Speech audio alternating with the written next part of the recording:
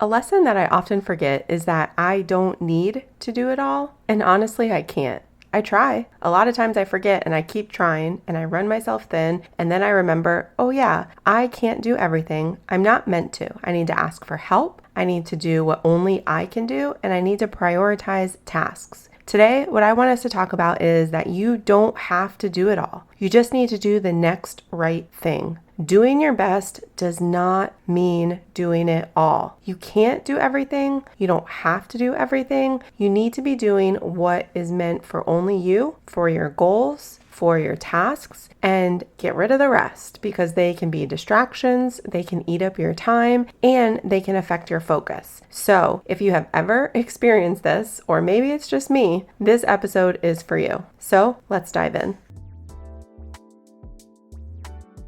Are you too busy to prep healthy meals? Do you feel self-conscious about your body and your clothes not fitting right, but you don't have time to work out? Does your life feel unorganized and messy? Do you wish you had routines and habits that made health simple, even with your busy schedule? I know, I've been there. Hi, I'm Shannon Marquita, and no one ever really taught me how to eat healthy. I didn't know anything about nutrition, so I found myself eating whatever was easy, which definitely impacted my energy, weight, and focus. That's why I created this podcast, to show you that through healthy habits and time management, you can know you're doing health right. So stop scrolling social, clicking the ads, and buying all the things. Let's grab our Americano and pop in our AirPods. It's time to solve the real problem together. Welcome home.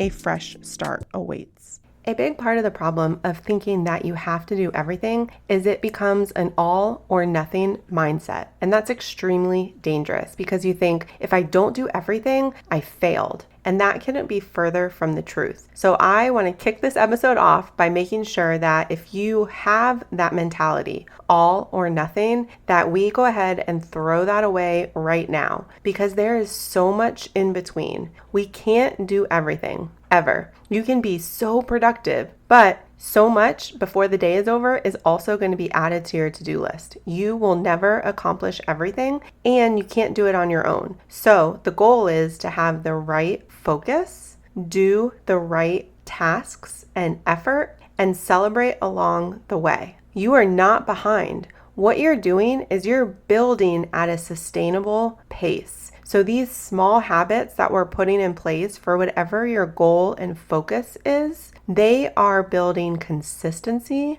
They are helping you to do what you need to do on a regular basis. So you don't have days that are extremely productive, and then you have days where you do absolutely nothing. And we don't want days to feel really great, and we don't want days to feel like a failure. We want to consistently see that we are showing up, we're putting forth the effort, and we are doing good work. Another big piece of this is that you have to notice when you are putting too much pressure on yourself. Sometimes it can come from others, but a lot of times it's self-inflicted. And we have to be able to intentionally pause and interrupt this with peace, where we point out the wins, we point out the consistency and the effort so that we can celebrate all that we're doing, and that pressure and overwhelming feeling that's building of failure and not enough that can quickly spiral into negativity begins to transition into one of gratitude and celebration, and we start to reestablish personal peace inside, because that's what's going to encourage us to keep going. If we feel like we're failing and we're really down on ourselves, then how are we going to want to keep going? What's the point? We feel like, well, we already failed, so let's just go ahead and give up. Let's go back to our old habits, which were a lot easier and more comfortable and simpler. We know where they lead. They don't lead where we want to go, but they were easier and they came with less stress. False. They didn't come with less stress. They had their own stresses. They caused us a lot of pain and trouble, but they're familiar, and that is what is often tempting. So you have to be intentional of staying aware of how you're feeling and what's triggering it, and making sure that whether you keep a notes app or a journal, that you are showing yourself your consistency and your hard work and your efforts. Remember, this is the T in the IDT method. This is the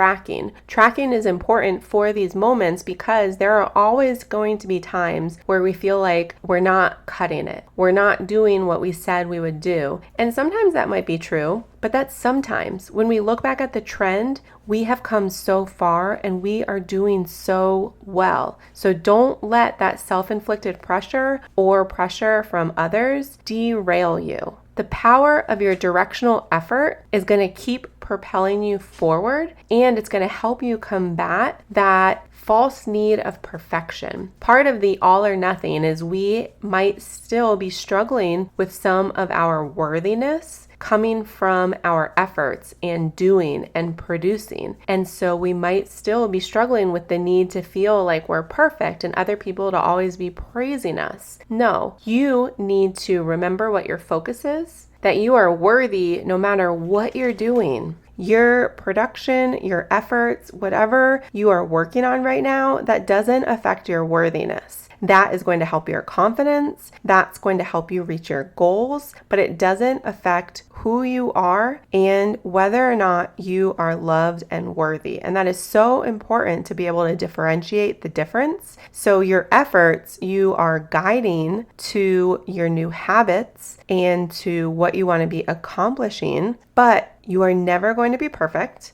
but your efforts are consistent, and that is worth celebrating. So that's why we have the tracking, so that we can see that we are making a difference, we are having progress along the way, and that perfect isn't the goal. Consistent habits and effort is the goal. Some things that I want you to think about as we are wrapping up this week and our focus on small habits is, what's one thing that feels doable today? Sometimes, right, we focus on all the things. I need to form this habit and get this done, and all of a sudden we haven't started, but we're feeling very overwhelmed. So again, when we give our efforts direction and guidance and focus, it helps us to be more productive and to take action. So again, what's one thing that feels doable today?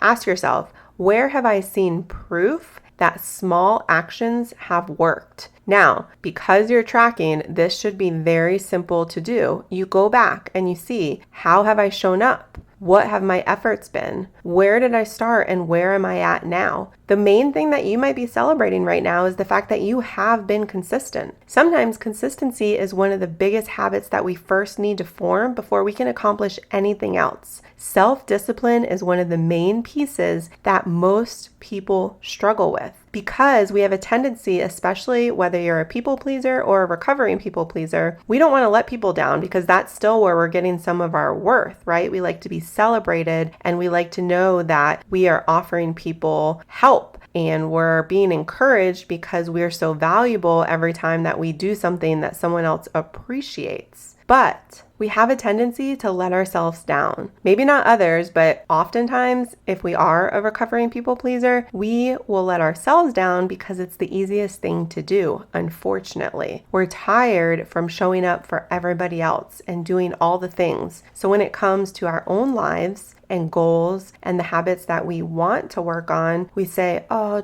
not today, later, next week. But no, you are showing up for yourself and you are providing yourself proof that the small actions work and you matter. So that's why we're tracking and we're working on consistency and self-discipline amidst everything, because all the other habits become a lot easier to form once we master these two things. How does it feel to release the pressure of doing it all? Be honest. It's a lot of pressure to feel like you have to do everything. And if you're also thinking that you need to be perfect, that is a lot. So how does it feel to release it? I hope it feels freeing. I hope you feel this huge weight being lifted and realizing and being reminded that you are enough and you are doing such good work. And your level of peace is just going to continue to grow the more that you realize you don't need to be keeping up with everyone else. It's not a competition. Focus on you and your goals and realize that every small step you're taking is moving you forward and closer. It's not a race. You are not trying to compete with the person next to you. You guys have different lives. You have different goals. You have different pieces of your puzzle. So focus on you and your world. Be consistent, practice self-discipline, and remember that you don't need to do it all. You just need to do the next right thing. I hope you're having a good week, and I will talk with you soon. If this podcast helped, challenged, or inspired you in some way, I would love it if you'd do me a huge favor and leave me a review over on Apple Podcasts. It helps me to hear from you and know how this is best serving you. And go ahead and screenshot this and share it in your stories. Tag me at Shannon Marquita. That's ShannonMarqueta. And send it over to a friend in a text who is ready for healthy changes in her life too. Let her know that this episode might serve her as well. I am just so grateful for you and would love to hear from you. Come hang out and let's connect over in my Facebook group, bit.ly.com/afreshstart, or send me a message. I look forward to seeing you back here in a few days.